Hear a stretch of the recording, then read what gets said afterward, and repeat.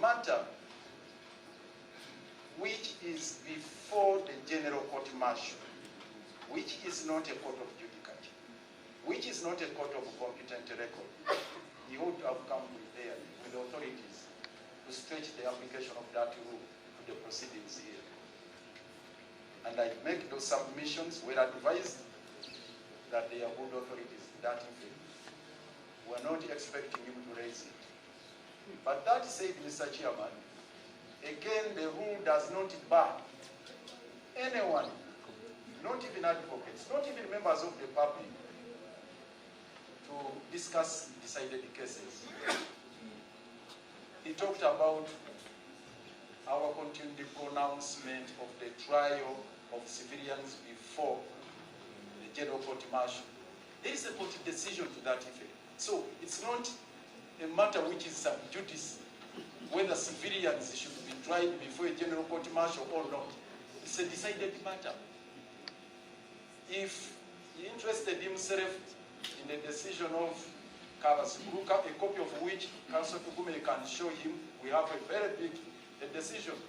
It is there, a huge one about that. So if we are interpreting a decision of the Constitutional Court, we are not breaching any rule of sub judice. I am at liberty at any given moment, any given time, any given forum to interpret the decision of the Constitutional Court. I breach no law. What is pending before the Supreme Court is the appeal. So if I make a demand that the Chief Justice should render a decision which has been long overdue, with the commitment that was made in a ruling that I can share with you, I have a copy here, Mr. Chairman. Get me a copy. I am breaching no rule whatsoever. So if I read out, and these are things, these are matters we have said time and again on media and elsewhere. And this ruling here, Mr. Chairman, in the Attorney General versus Honorable Michael Ageesigika, the Right Honorable Chief Justice here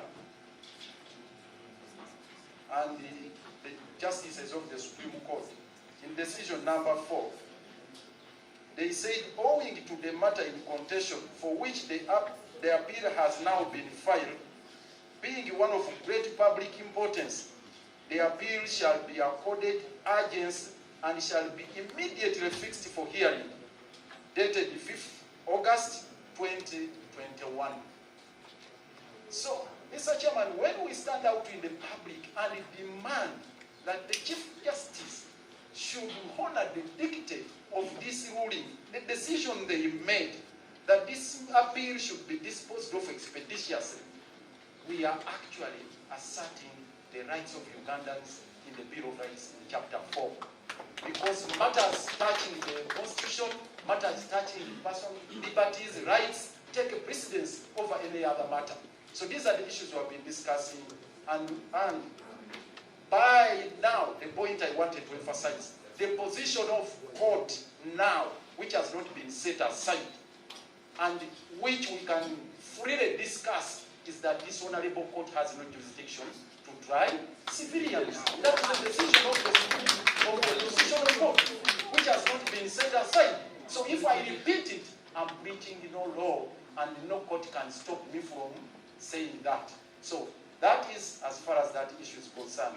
The other issue is talking about, and the last one, is about, again, matters in the public domain. Mr. Chairman, we are really shocked that the prosecutor here is talking about the defense, when indeed actually the application should be in regard to the state. The application to restrain any of the parties in this, indulging in the merits of the matter, actually that order should be directed to the state. Why? Because they have already started trying this matter in the court of public opinion. Getting audio clips, which are purported, they say, to be emanating from UPDF, being even transcribed verbatim in one of the dailies here and a number of other media houses. This is prejudicial to this matter. Actually, it is choreographed to condition the public out there and the international community that these accused persons here stand guilty. Contrary to the foundation of our constitution that thou shalt not be treated as a convict until proved otherwise. Now the state is already trying them in the court of public opinion. And he has not come out to condemn that and to ask any application for court to restrain them. What a shame. So, Mr. Chairman, I want to conclude by asking that those issues he's raising shouldn't be entertained. Here, what needs to be done at this material time is for us to have the team of lawyers, because we are still considering preliminary matters. Those are the preliminary matters we raised. We want to constitute our team fully and be able to proceed with the matter as and when we are ready to proceed. So I beg, Mr. Chairman, that the application he has raised, and to me in particular, you see, he mentioned my name, and I wish he cited anywhere where I featured and offended the rules, but that is besides the point. But if I may also ask him, as I conclude, Mr. Chairman, is he asking for orders to restrain debate worldwide? Because this matter is not only restricted to the confines of Uganda. It is on CNN, on Ageesigika, on AV, on KKNT, it is everywhere being discussed. So, of what I don't know, the confines of the orders, whether this General Court Martial has got orders to order the world never to talk about Dr. Besigye case until a decision is rendered. So that would be really outrageous with all due respect. It would be absurd and it shouldn't be entertained. I beg to move, Mr. Chairman.